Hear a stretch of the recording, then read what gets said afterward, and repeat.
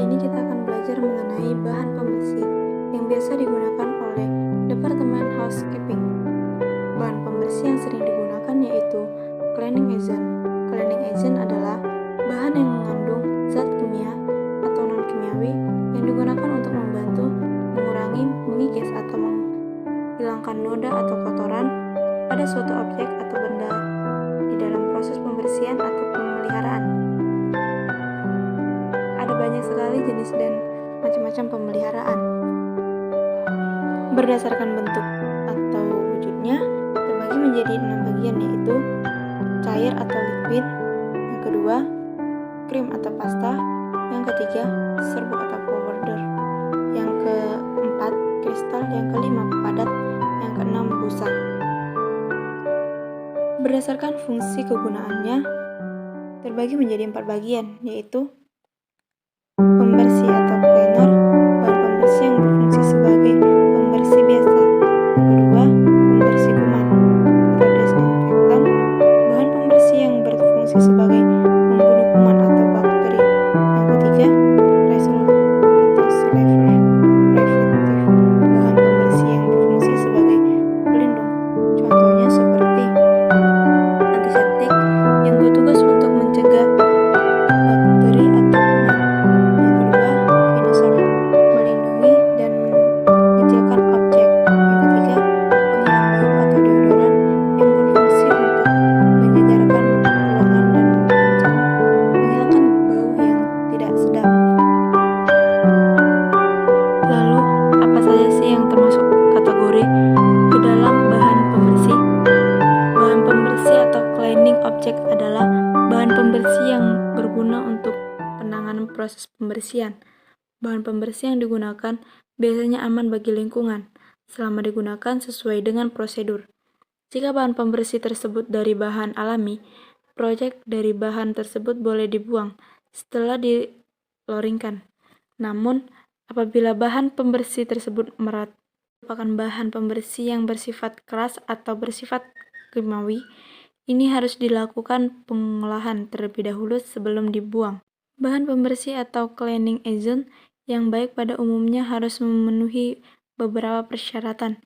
Yang pertama yaitu biodegradable, artinya dapat diuraikan oleh mikroorganisme sehingga tidak membahayakan lingkungan atau tidak dapat mencerminkan lingkungan. Kedua, solubility. Yang ketiga yaitu wetting, yaitu sifat pembahasan yang kuat. Untuk mendapatkan sifat ini diperlukan adanya zat aktif permukaan surfaktan untuk menularkan tegangan permukaan air sehingga membebaskan permukaan. Yang keempat, emulsification, yaitu sifat cleaner yang memecahkan kotoran menjadi partikel-partikel kecil. Yang termasuk dalam kategori yang pertama adalah solvent atau pelarut. Contohnya air, bensin, thinner yang biasanya kalian jumpai. Untuk membersihkan zat yang keempat, kepentin. Kepentin biasanya berasal dari bahan alami yang berasal digunakan oleh pelukis untuk membersihkan kuas. Kedua yaitu chemical aktif atau bahan pembersih bereaksi kimia. Bahan pembersih yang dapat mengubah kotoran sehingga dapat dibersihkan bahan pembersih lainnya. Contohnya, asam klorida atau HCl biasanya digunakan untuk melarutkan kapur semen yang sudah mengering. Yang kedua, caustic soda atau soda api yang biasa digunakan menghancurkan kotoran yang terus tersumbat pada seluruh pembuangan. Berikutnya adalah kaporit yang biasa digunakan untuk membantu membersihkan kompreman. Kemudian yang ketiga, deterjen. Deterjen adalah sebuah atau gabungan beberapa senyawa yang memudahkan proses pembersihan atau cleaning. Komponen penting deterjen adalah surfaktan. Fungsi surfaktan sekali lagi adalah untuk meningkatkan daya pembahasan air sehingga kotoran yang berlemak dapat dibasahi, mengendorkan dan mengangkat kotoran dari kain dan mensuspensikan kotoran yang telah terlepas. Yang pertama yaitu abrasif atau power bubuk pembersih. Bubuk ini akan bereaksi dalam kegiatan pembersih jika digosokkan pada permukaan barang yang dibersihkan. Abrasif atau power merupakan zat kimia bentuk seperti pasir yang digunakan untuk menghilangkan kotoran berat dan untuk mengoles. Abrasif atau power biasanya digunakan untuk stensil, keramik atau peralatan makan. Abrasif power kurang cocok untuk digunakan untuk permukaan yang harus seperti meamer karena dapat merusak permukaannya. Yang kedua, sabun.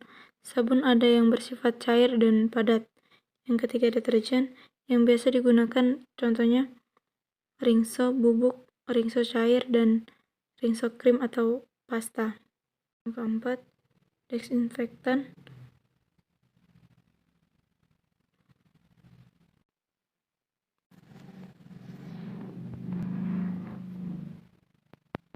Desinfektan adalah bahan kimia yang dipergunakan untuk membunuh bakteri. Antiseptik adalah bahan kimia yang digunakan untuk mematikan bakteri. Biosida adalah bahan aktif yang digunakan untuk membunuh bakteri serta kuman. Antiseptik adalah bahan pembunuh bakteri dan virus yang digunakan di tubuh, sementara itu desinfektan digunakan di permukaan badan. Cara menggunakan disinfektan yang aman. Pakailah sarung tangan sekali pakai sebelum membersihkan dan menggunakan cairan disinfektan. Kedua, bersihkan permukaan menggunakan sabun dan air terlebih dahulu, lalu gunakan desinfektan. Yang ketiga, lakukan pembersihan rutin terhadap permukaan atau objek yang sering disentuh, contohnya meja, gagang pintu, remote TV, skler lampu, meja dapur, telepon, keyboard, toilet, keran, wastafel, dan lainnya. Yang keempat, ikuti instruksi pada tabel disinfektan untuk memastikan penggunaan produk yang aman dan efektif. Yang kelima, setelah selesai melakukan proses disinfektan, lepaskan sarung tangan dan cuci kembali. Nah, bagaimana? Mudah kan untuk menghilangkan dan mempelajari bahan-bahan tersebut? Sekian dari saya, terima kasih.